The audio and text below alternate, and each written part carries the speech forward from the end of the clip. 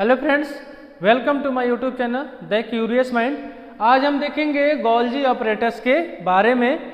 हमने previous video में cell के बारे में पढ़ाया था। हमने सेल के बारे में पढ़ाया तो बताया था आपको कि बहुत सारे इसके ऑर्गेनेल्स भी होते हैं, जिसमें से हमने एंडोप्लाज्मिक रेटिकुलम प्रीवियस वीडियो में बताया है।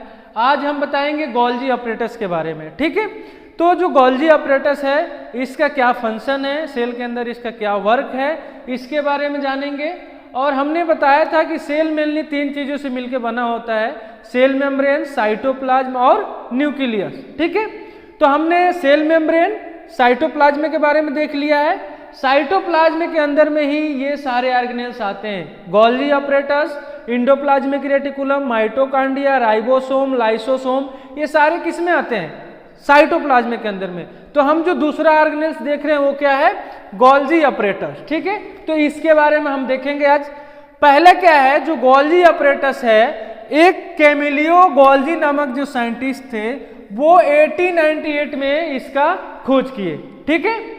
और जो गोल्जी ऑपरेटर्स है ये मेनली लिपोप्रोटीन की बनी होती है। लिपोप्रोटीन मतलब क्या है? लिपिड, प्रोटीन और कार्बोहाइड्रेट। इसकी एक बात करें तो जो गोल्जी ऑपरेटर्स है ये तीन चीजों से मिलके बना होता है, ठीक है। अब जो गोल्जी ऑपरेटर्स है ये मेनली क्या करता है, बहुत ऐसे सब्सटेंसेस होते हैं जिसको क्या करता है, सिक्रीशन करेगा और उसको अपने जगह पे ले जाएगा। कहां पे?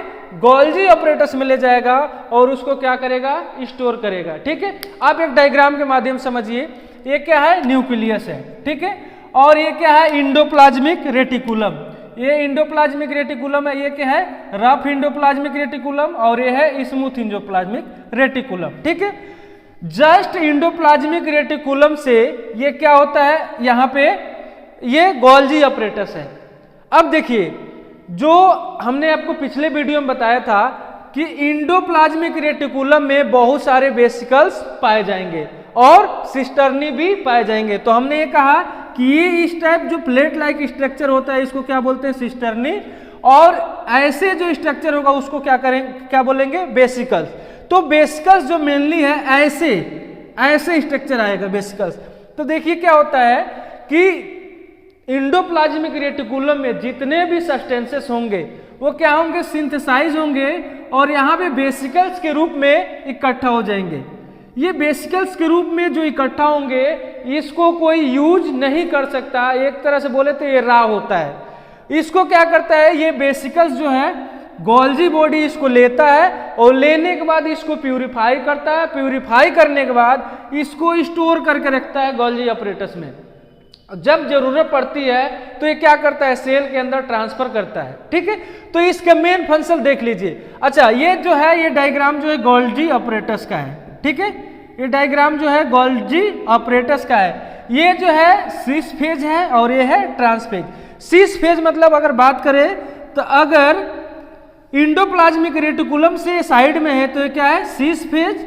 और यहां जो है इसको बोल देंगे ट्रांस फेज। इसमें कंफ्यूज मत होइएगा, ठीक है। और जो यहाँ पे है इंडोप्लाज्मिक रेटिकुलम, हमने बताया था कि ये दो टाइप्स के होंगे, एक रफ इंडोप्लाज्मिक रेटिकुलम है और एक स्मूथ इंडोप्लाज्मिक रेटिकुलम। तो हमने बताया था कि जो रफ इंडोप्लाज्मिक रेटिकुलम होते हैं उसमें राइबोसोम के पार्टिकल्स लगे होते हैं, या राइबोसोम क्या होते हैं? अटैच होते हैं और प्रोटीन का सिंथेसिस करने में क्या करते हैं? हेल्प करते हैं। लेकिन ये जो जितना भी इसका सिंथेसिस होता है ये एक वेसिकल्स के रूप में इकट्ठा होता है। और वेसिकल्स क्या होता है? ये जाएंगे माइटोकॉन्ड्रिया गोल्जी बॉडी के अंदर, और गोल्जी बॉडी जो है इसको प्यूरिफाई करके और अपने अंदर क्या करता है? स्टोर करके रखेगा और जहां जरूरत पड़ेगी वहां पे क्या करेगा? इसको ट्रांसफर करेगा, ठीक है। एक चीज और ध्यान रखिए, इतना को हम क्या बोलते हैं? Golgi body. जो ये है इतना को हम क्या बोलते हैं? Golgi body. लेकिन एक चीज ध्यान दीजिए, गोल्जी ऑपरेटर्स कब बोलते हैं? जो वेसिकल्स हैं, वेसिकल्स प्लस गोल्जी बॉडी मिलके क्या बनाते हैं? Golgi operators.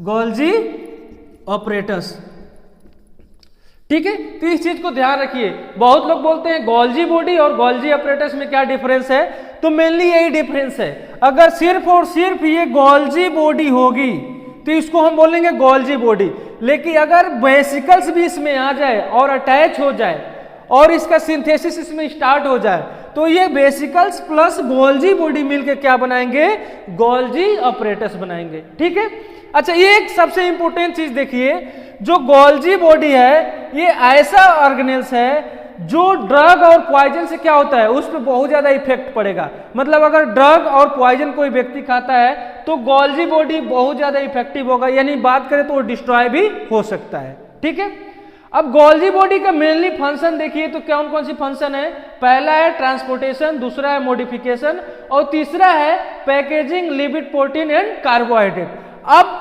ट्रांसपोर्टेशन इसको क्यों कहा गया है, क्योंकि जो भी सब्सटेंसेस है अपन क्या है यहां से एंडोप्लाज्मिक रेटिकुलम से वेसिकल्स में आया और वेसिकल से ये क्या करेगा, स्टोर करके प्यूरिफाई करेगा और प्यूरिफाई करने के बाद अगर एक सेल से दूसरे सेल में ट्रांसफर करना है तो क्या करेगा, यहां से यहां ले जाने की जो चीजें होती है उसको क्या करते हैं, ट्रांसपोर्टेशन बोलेंगे। जैसे हमें लखनऊ से कोई चीज दिल्ली भेजना है तो किसी न किसी या तो सवारी के माध्यम से भेजेंगे या गाड़ी के माध्यम से भेजेंगे, तो उसको क्या बोलेंगे, ट्रांसपोर्टेशन, एक जगह से दूसरे जगह भेजना।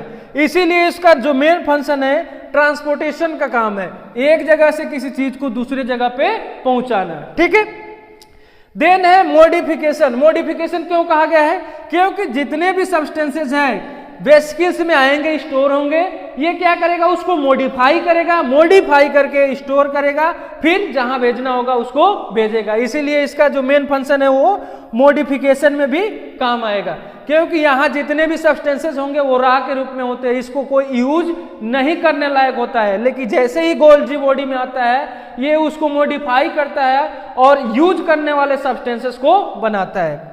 लास्ट है पैकिंग ऑफ लिपिड प्रोटीन और कार्बोहाइड्रेट। जो गोल्जी अपरेटस है इसके अंदर पूरा एक बात करें तो जो पूरा गोल्जी बॉडी है वो लिपिड प्रोटीन और कार्बोहाइड्रेट के मिलके बना होता है। तो ये क्या करता है, इसको मेनली पैक करके रखता है, मेनली पैक करके रखता है। ओके, धन्यवाद। और हमारे वीडियो को ज़्यादा से ज़्यादा शेयर करें और कमेंट करके जरूर बताएं कि ये वीडियो आपको कैसा लगा।